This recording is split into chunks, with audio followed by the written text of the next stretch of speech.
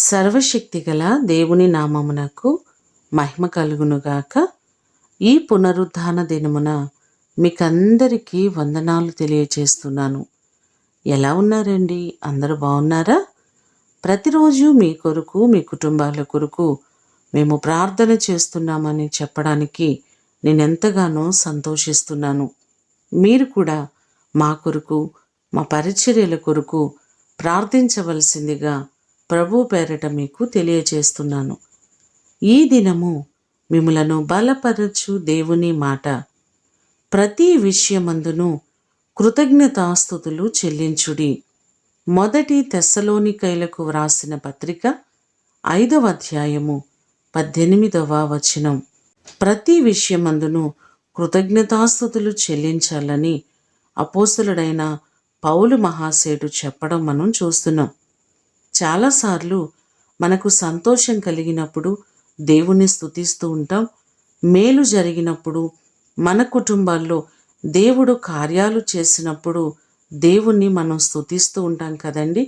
కానీ మన ముందున్నటువంటి భక్తులు ఎంతోమంది చెప్తున్నారు, ప్రతి విషయమందు అది సంతోషమైన, లేకపోతే కష్టమైన, బలహీనత అయినా, ఆర్థిక ఇబ్బందులైనా, కుటుంబంలో ఏ పరిస్థితులు మన ఎదుట ఉన్నప్పటికీ కూడా మనము హృదయపూర్వకముగా దేవుణ్ణి స్తుతించినట్లయితే దేవుడు మనలను అత్యధికమైన స్థితిలోనికి నడిపిస్తారు.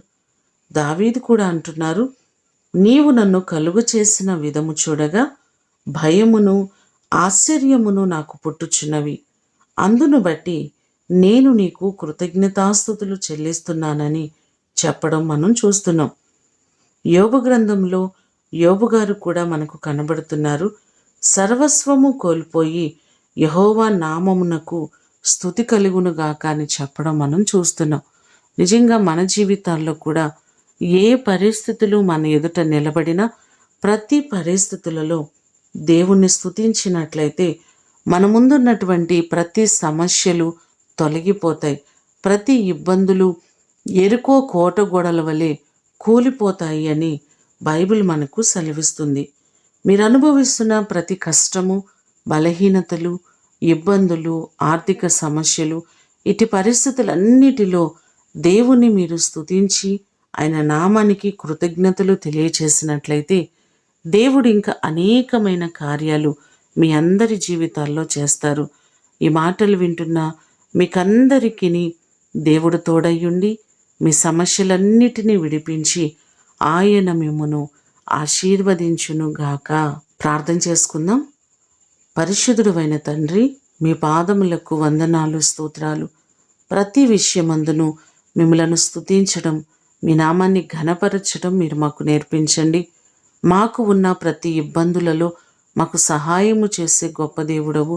మా ప్రియులెల్లరినీ జ్ఞాపకం చేసుకొని ప్రతి వారి సమస్యలు, వారి ఇబ్బందులు, కొదువలన్నిటి నుంచి విడిపించండి. మా ప్రాంతాన్ని, మా గ్రామాన్ని, మా దేశ ప్రజలను, ప్రతి వారిని మీరు దీవించి ప్రతి వారికి మీరు క్షేమాన్ని మీరు కలుగు చేయండి. ఈ దినము కొరకు వందనాలు, కృతజ్ఞతలు మీకు తెలియచేస్తూ యేసు నామమున అడిగి వేడుకొని పొందియున్నాము తండ్రి. ఆమేన్. దేవుడు మిమ్ములను దీవించునుగాక.